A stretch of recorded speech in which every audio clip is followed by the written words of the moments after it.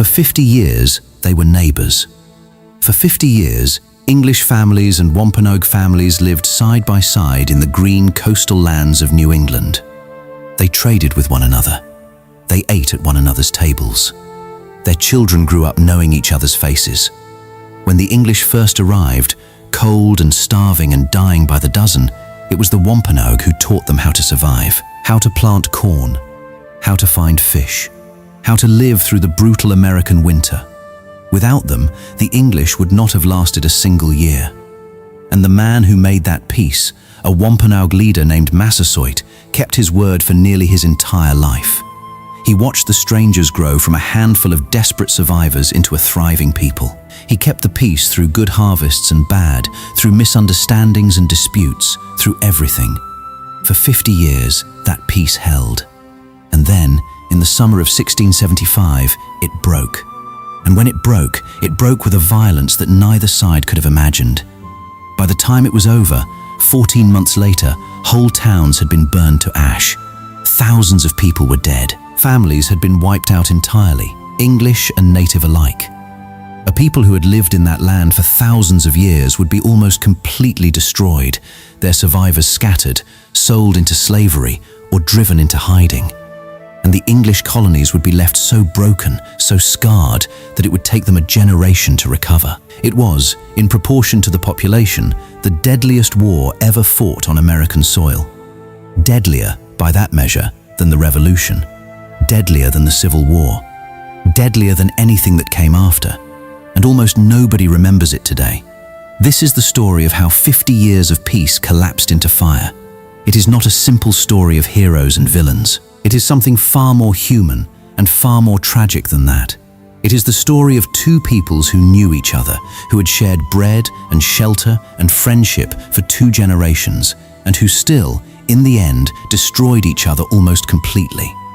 To understand how it happened, we have to go back to the very beginning. Back to a time when the English were not conquerors, but frightened refugees, clinging to the edge of a vast and unknown land.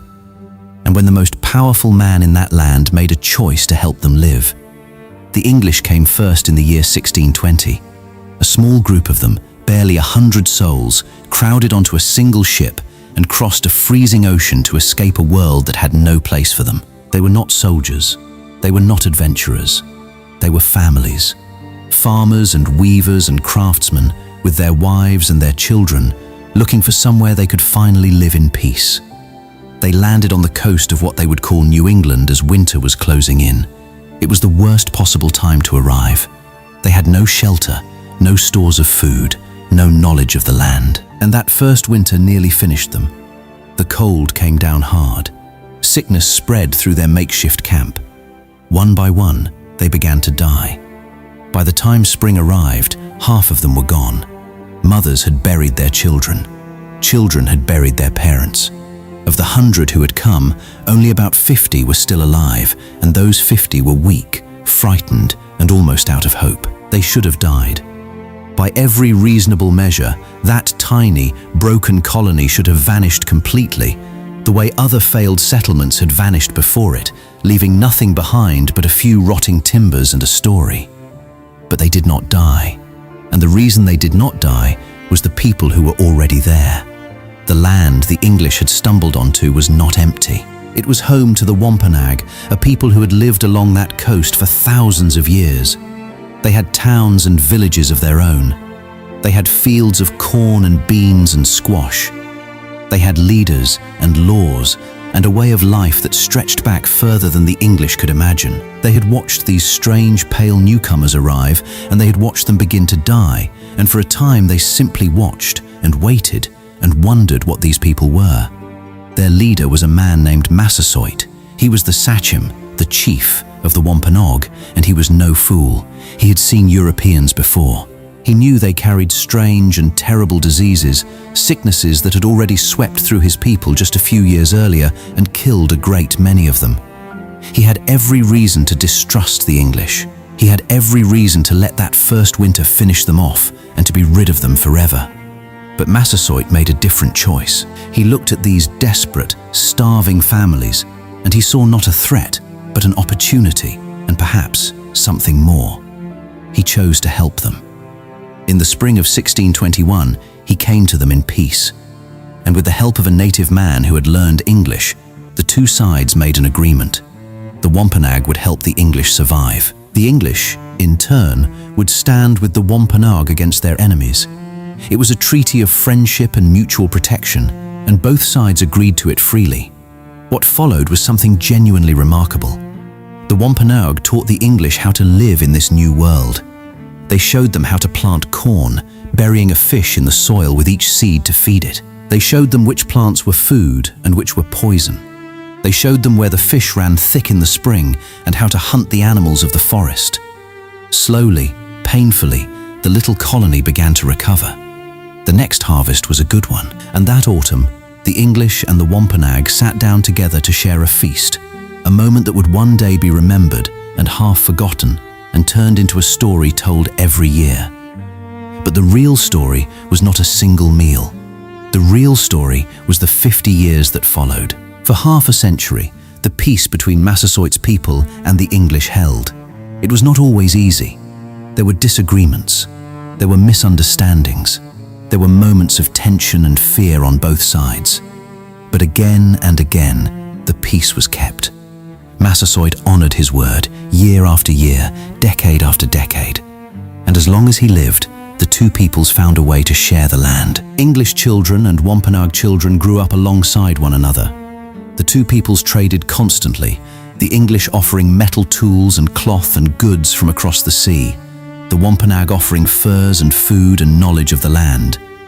They learned scraps of each other's languages. Some Wampanoag worked in English homes and on English farms. Some English came to know the Wampanoag towns well. There were friendships. There was trust.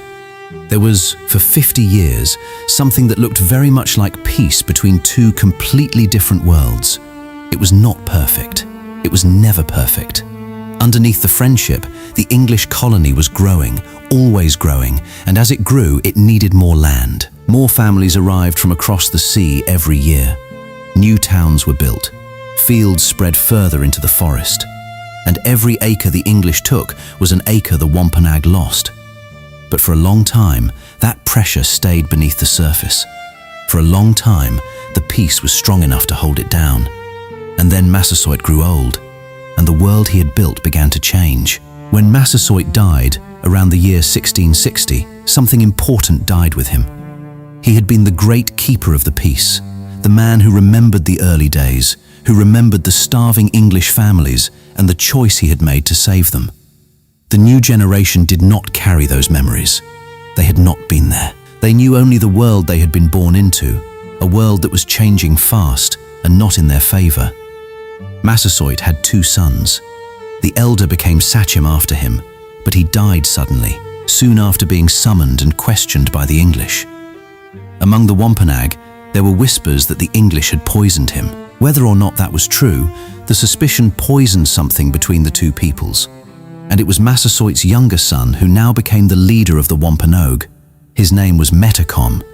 The English called him Philip, and in time they would call him King Philip.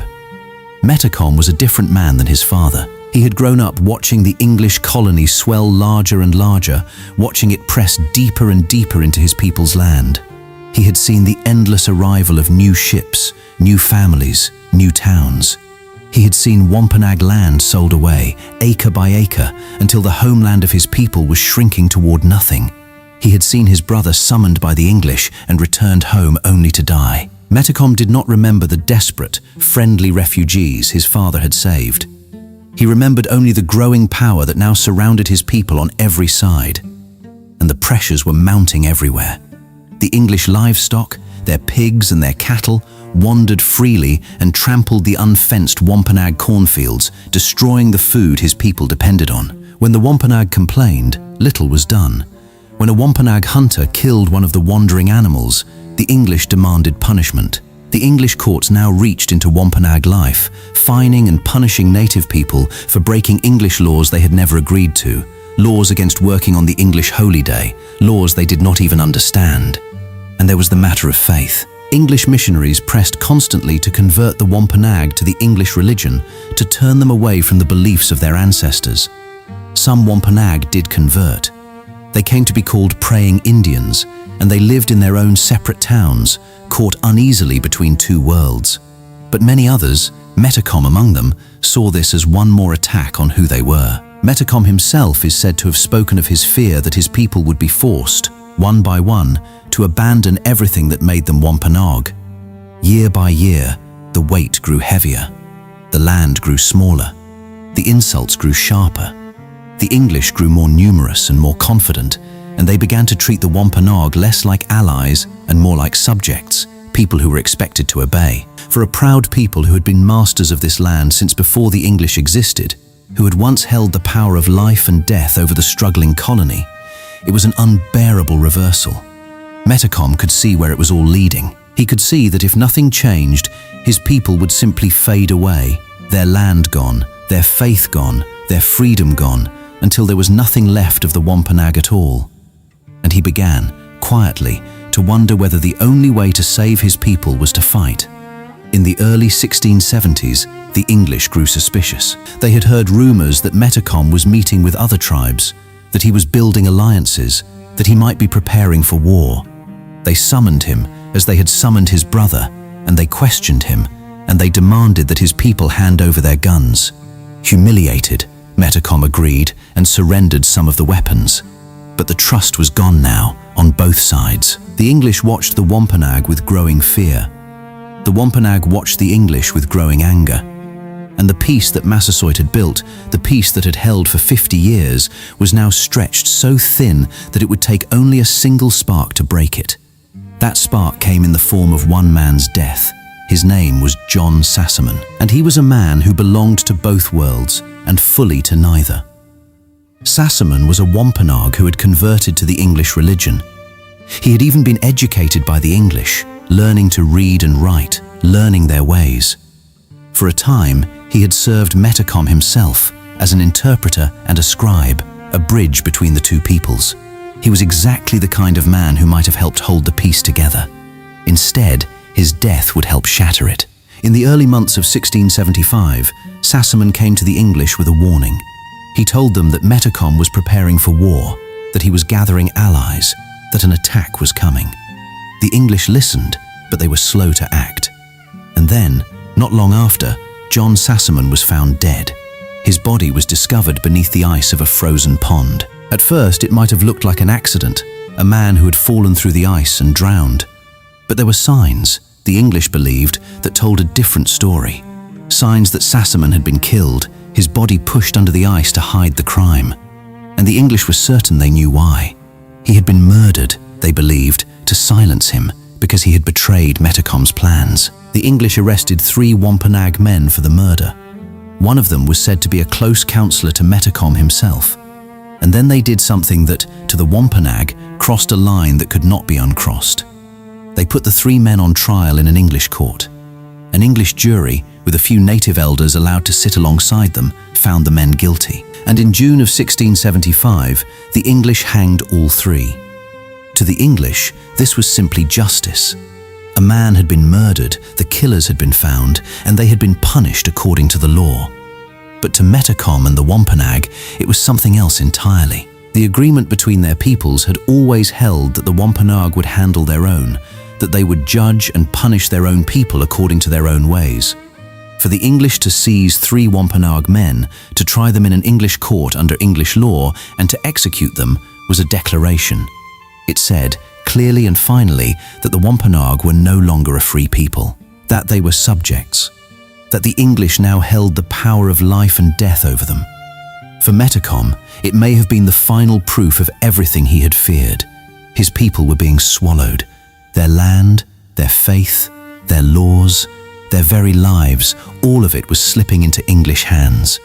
And now 3 of his men had been hanged by a foreign court on the testimony of a single witness. The anger that had been building for years in the trampled cornfields and the shrinking territory and the endless insults now boiled over. In the weeks after the hanging, young Wampanoag warriors began to gather. They were furious, and they were ready to fight, whatever their leader decided. Events were moving faster now than any one person could control, even Metacom himself. In the 3rd week of June, 1675, it began. In the small frontier settlement of Swansea, on the very edge of the English colony, Wampanoag warriors started to move. At first, it was looting. They entered English homes while the families were away at their church, and they searched for weapons, and they took what they wanted. Then they began to burn the houses. A handful of terrified settlers fled the town. The English scrambled to raise soldiers. Tensions tightened with every passing hour. And then blood was spilled. A Wampanoag warrior was shot and wounded by an English settler. It was the thing both sides had feared, and perhaps the thing some on both sides had wanted. The first wound, the first blood.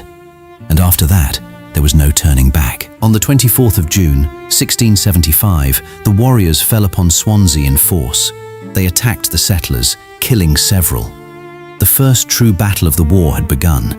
After 50 years of peace, the fire had finally been lit, and it would not stop burning until almost everything had been consumed. What began at Swansea did not stay at Swansea. It spread like fire through dry grass, exactly the way the plague had once spread, leaping from town to town, valley to valley, until the whole of New England was burning. Through the summer of 1675, Metacom's warriors seemed to be everywhere and nowhere at once. They struck at English settlements without warning, appearing out of the forest at dawn, burning homes and barns and fields, and then vanishing back into the wilderness before the English soldiers could find them. It was a kind of war the English did not know how to fight. They were used to armies meeting in open fields. The Wampanoag and their allies fought from the shadows, from the trees, striking where the English were weakest and disappearing where they were strong. And as the war spread, other peoples were drawn into it. The Nipmuc joined Metacom. So did others, tribe after tribe, peoples who had their own long grievances against the English, who saw in this war a last chance to push the newcomers back into the sea before it was too late. What had begun as a quarrel between the English and one Wampanoag leader was becoming something far larger. It was becoming a war for the future of New England itself. For the ordinary English families on the frontier, it was a season of pure terror. Imagine living in one of those small, isolated settlements, a cluster of wooden houses at the edge of a vast, dark forest. Imagine knowing that at any moment, on any morning, the attack might come. Imagine sleeping with that fear every night, listening to every sound in the darkness, holding your children close. Town after town was attacked. Families were killed in their homes. Those who survived fled toward the larger settlements, abandoning everything they owned, watching the smoke rise behind them from the homes their fathers had built. Of the 90 or so English towns in New England, more than half were attacked. A dozen were destroyed completely, burned to nothing, simply erased from the map. But this is the part of the story that is so often left out. The English were not the only ones who suffered. The native peoples suffered just as terribly, and in the end, far more. For as the English recovered from their first shock and organized their forces, the war turned. And it turned with a brutality that consumed the innocent on the native side, just as surely as the fighting had consumed the innocent on the English side. The English militia learned to fight the way their enemies did, striking at villages, burning food stores, destroying the crops that whole communities depended on to survive the winter. And then came the darkest day of the entire war. In December of 1675, the English marched against the Narragansett, a powerful people who had until then mostly tried to stay out of the fighting. The Narragansett had given shelter to the women, the children, and the wounded of the warring tribes, as was their custom, as any people might shelter the helpless. The English found their great fortified town, built in the middle of a frozen swamp, and they attacked it. What followed was not a battle so much as a massacre. The English stormed the town and set it on fire. Hundreds of Narragansett were killed, and a great many of them were not warriors at all. They were the old, the sick, the women, and the children who had been sheltering inside. Some were cut down as they fled. Some burned alive in their homes. By the end, as many as 600 Narragansett were dead, most of them people who had never lifted a weapon against anyone. The attack achieved its grim purpose. It broke the power of the Narragansett. But it also did something else. It drove the survivors, grief-stricken and enraged, fully into the war. A people who had tried to stay neutral now had nothing left to lose. and the fighting ground on, more bitter and more merciless than ever. Through the winter and into the spring of 1676, the war reached its terrible peak. Metacom's alliance was still strong. His warriors still struck deep into English territory, burning towns, raiding settlements, coming at times within just a few miles of the largest English cities. There were moments when it seemed the English might actually lose, might actually be driven out of New England entirely, exactly as Metacom had hoped. But slowly, the tide began to turn, and it turned for reasons that had little to do with courage or strategy, and everything to do with the simple, grinding cruelty of a long war. The native peoples were running out of food. They had been fighting for nearly a year, and in that time they had not been able to plant their crops or hunt as they needed to. The English, with their larger numbers and their supplies from across the sea, could endure a long war. The tribes could not. As the spring wore on, hunger began to do what English soldiers could not. Metacom's people grew weak. They grew desperate, and they began, slowly, to fall apart. Metacom himself had traveled far to the west, hoping to bring a powerful new people, the Mohawk, into the war on his side. It was his great gamble, his hope of turning the tide for good. But it failed. The Mohawk, longtime rivals of his alliance, instead attacked his people, driving them back. The new strength Metacom had hoped for never came, and without it, his weakening alliance could not hold. The English, meanwhile, had found new allies of their own among the native peoples, including the praying Indians and other tribes who chose to fight alongside the colonists. With their help, the English learned to track their enemies through the wilderness, to hunt them down, to give them no rest. The war became a long, slow pursuit, the English chasing the starving, scattered bands of Metacom's alliance across the land, capturing them, killing them, and breaking them apart piece by piece. And for those who were captured, a terrible fate often waited. The English, looking to recover the staggering costs of the war, sold many of their native captives into slavery. Men, women, and children were loaded onto ships and carried away across the sea to the islands of the Caribbean, sold like cargo, never to see their homeland again. It is one of the most haunting and least remembered cruelties of the entire war.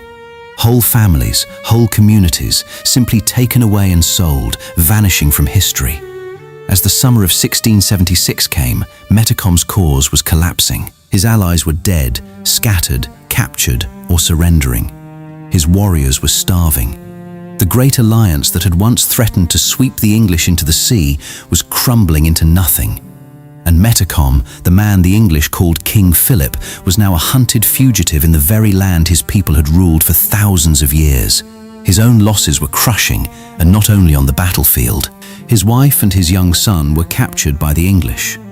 And rather than killing them, the English did something that Metacom may have found even harder to bear. They sold them.